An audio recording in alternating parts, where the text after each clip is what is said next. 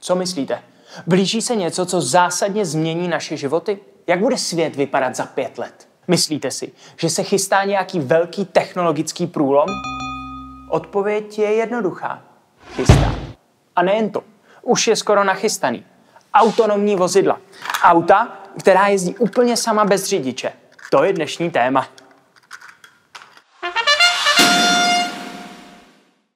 Už teď jezdí po světě stovky testovacích aut, ve kterých sice sedí kontrolní řidič, takzvaný operátor, ale auta jezdí po většinu času úplně sama. Řídí ho totiž počítač.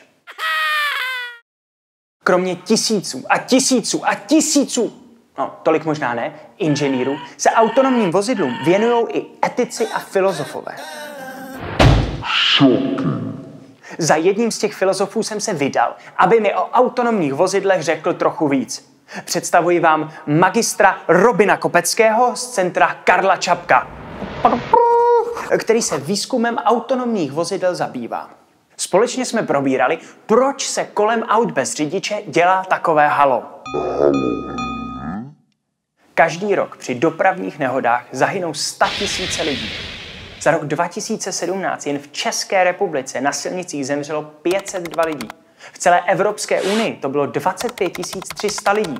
A podle odhadu Světové zdravotnické organizace umírá ročně na celém světě průměrně 1,3 milionu lidí.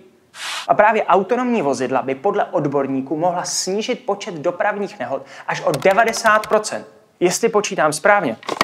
Kdyby všichni už v roce 2017 jezdili v autonomních autech, tak by se u nás zachránilo 451 životů, v celé Evropské unii pak 22 770 životů a na celém světě dokonce 1 170 000 životů. I kdyby to nebylo 90, ale třeba jen 50%, pořád je to poměrně dost velké číslo. Celosvětově by to byl počet skoro 2 Brn, nebo 7 Olomouc, anebo třeba 49 Aší.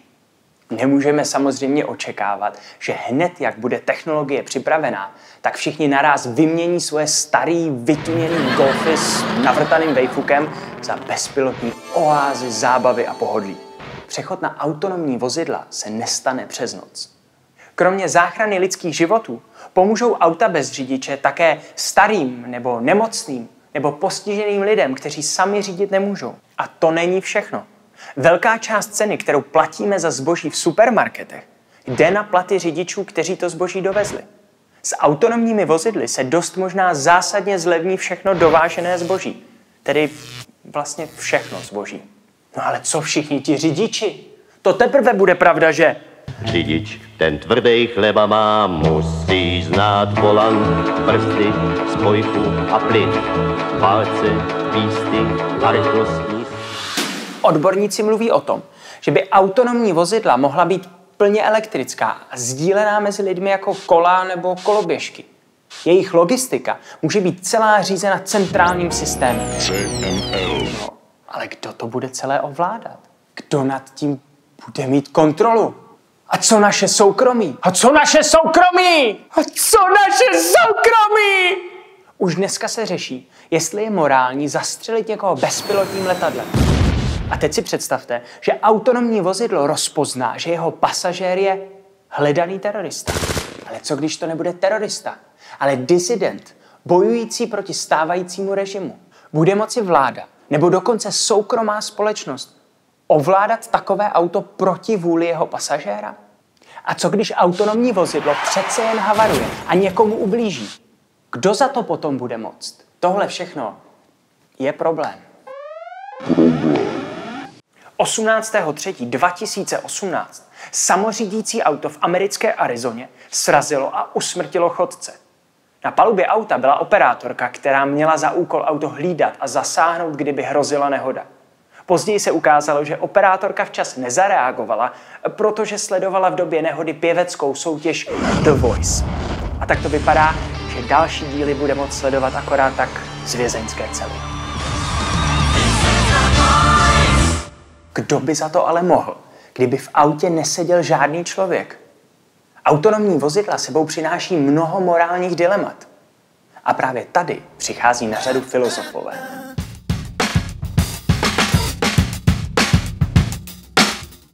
Představte si následující hypotetický příklad. Po silnici jede autonomní vozidlo a najednou zpoza rohu vstoupí na silnici hlouček lidí. Co teď? Je jasné, že to autopilot už neubrzdí. Má tedy na výběr dvě možnosti. Buď do hloučku narazí a zabije skupinu lidí, nebo strhne volant, vyjede na chodník a smete jen jednoho kolem jdoucího. Co by podle vás mělo auto udělat? Jak má být naprogramované? Mělo by zabít jednoho kolem jdoucího nebo skupinu lidí na silnici? A teď to celé ještě zamotáme. Představte si, že jedinou možností, jak ten hlouček lidí zachránit, je naprat to raději do zdi. Čímž přijde o život řidič auta, ale lidem na silnici se nic nestane. A znovu, jak by se mělo auto zachovat? A co kdybyste v autě byli vy? Co by mělo auto udělat pak? Obětovali byste svůj život kvůli jiným lidem? Přesně na tyto otázky se ptali vědci respondentů v experimentu, který vyšel ve světoznámém časopisu Science. Většina lidí odpověděla, že by auta měla přepočítávat lidské životy a volit takovou strategii, aby zemřelo co možná nejméně lidí. A to i kdyby oni sami byli pasažéry. Na druhou stranu, kdyby měli říct, jestli by si raději koupili auto, co takhle přepočítává životy, nebo vozidlo, které chrání své pasažéry, šáhli většinou po tom, které ochrání je samotné. Doposud jsme takováhle dilemata prostě nemuseli řešit. Pokud se lidský řidič dostane do podobné situace, nemá čas na přemýšlení a prostě zareaguje reflexivně. S autonomními vozidly je to ale jinak. Máme totiž možnost všechny tyhle situace dopředu naprogramovat. Jakou váhu by měl dát vašemu životu počítač auta, ve kterém sedíte? Jakou váhu by měl dát vašim blízkým? A nebo naopak lidem venku? To jsou poměrně dost těžké a taky děsivé otázky. Robina Kopeckého a jeho kolegy zajímalo, jaká autonomní auta by si lidé u nás kupovali, kdyby si mohli vybrat vozy s různou morálkou. A tak se na to zeptali více než 2700 lidí. Cílem výzkumu bylo zkoumat morální soudy potenciálních uživatelů autonomních vozidel. Pojďme se na ten český výzkum podívat trochu blíže. Představte si, že na trhu jsou 3 typy autonomních aut. První z nich, říkejme mu tank, vždycky chrání svoje pasažéry. Na palubě auta je jen jeden člověk. Auto se nezadržitelně blíží ke skupině lidí na ulici. Jedinou možností, jak těch 5 lidí zachránit, je nabourat do překážky a obětovat život pasažéra autonomního vozidla. Auto typu tank své cestující nikdy neobětuje. Tank přejede kohokoliv, jen aby zachránil svou posádku. V tomto scénáři by tank neuhnul z cesty a jel prostě. 5 lidí rozšmelcovaných, ale posádka vyvázla jen s oděrkami. Hod tam ti lidé neměli stát. Takhle se chová tank. Druhý typ auta bez řidiče, říkejme mu počítadlo, počítá životy posádky i lidí v okolí tak, aby vždy zachránilo co možná největší počet lidí. V tomto scénáři by tedy uhnulo doleva a obětovalo pasažéra, aby zachránilo lidi na silnici. Jeden pasažér je holt míň než skupina lidí venku na ulici. Třetí typ, říkejme mu rytíř, z životy nikdy nijak nekalkuluje. Neobětuje životy ani posádky, ani jiných lidí. Prostě jede dál. Když se auto bude řítit na lidi na silnici, prostě je přejede.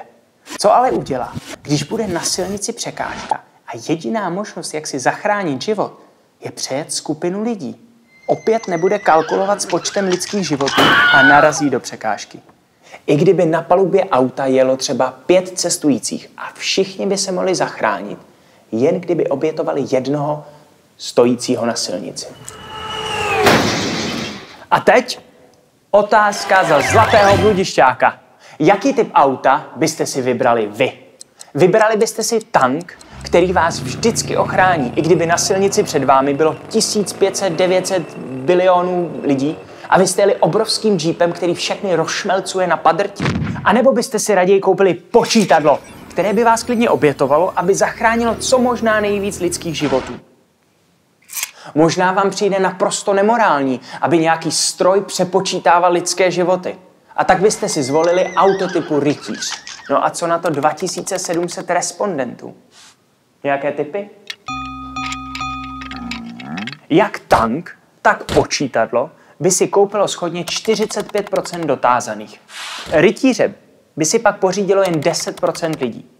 Robina Kopeckého a jeho fellas z ústavu ale zajímalo, jestli by se tenhle pohled lidí dal nějak změnit. A tak se zkusili zeptat ještě jinak. Představte si, že máte na výběr zase tyhle 3 typy aut. Tentokrát ale bude každé koupené auto jasně označeno. Takže všichni na silnici uvidí, jestli jedete tankem, počítadlem nebo rytířem. Jak byste se rozhodli teď? Myslíte si, že se odpovědi lidí změní? Tady jsou výsledky. Najednou je všechno jinak. Téměř 60% lidí by si za těchto podmínek vybralo počítadlo. Tank by chtělo už jen 30% respondentů a něco málo přes 10% by se rozhodlo pro rytíře. Jak se to stalo? Lidé by asi prostě nechtěli, aby je ostatní viděli jezdit autem typu tank. No ale třeba vůbec nebude na výběr. A prostě se jako společnost budeme muset shodnout na jednom typu předpisů, které autonomní vozidla budou prostě dodržovat. Robin Kopecký tvrdí, že ať už budou autonomní vozidla tanky nebo počítadla, hlavní je, aby už jezdili. Podle něj je nemorální stát jim v cestě, když každým rokem umírá tolik lidí, kteří by mohli být zachráněni. Na druhou stranu, co když si zvolíte třeba počítadlo a za pár let si v klidu jdete takhle po chodníku a najednou srazí vás bezpilotní auto, které se vyhýbá 2 opilým lidem, co jdou ještě k tomu na červenou. Na popud německé vlády již dávno vznikla etická komise z různých odborníků, která se 10 měsíců přela o tom, jak by se autonomní vozidla měla chovat. Odborníci se například shodli, že je nepřípustné, aby počítač nějak přepočítával lidské životy. Auto může leda brzdit. Nikdy se nemůže rozhodnout nikoho obětovat, i kdyby tím zachránilo spousty životů. Bylo by tedy takovým rytířem z našeho výzkumu. Dá se ale očekávat, že směrnice budou v každé zemi odlišné a budou tak odrážet hodnotové žebříčky různých kultur. A teď zásadní otázka. Jakou káru byste si koupili vy? Pište do komentářů. Čus, ne? Jednou si tu práci zvolil, tak zůstaň při ní stát. Chce to jen pevnou vůli a tu svýho srdce dát. Protože sednout za volant jen pořádnej chlap si smí. To ví i každý řidič sváteční.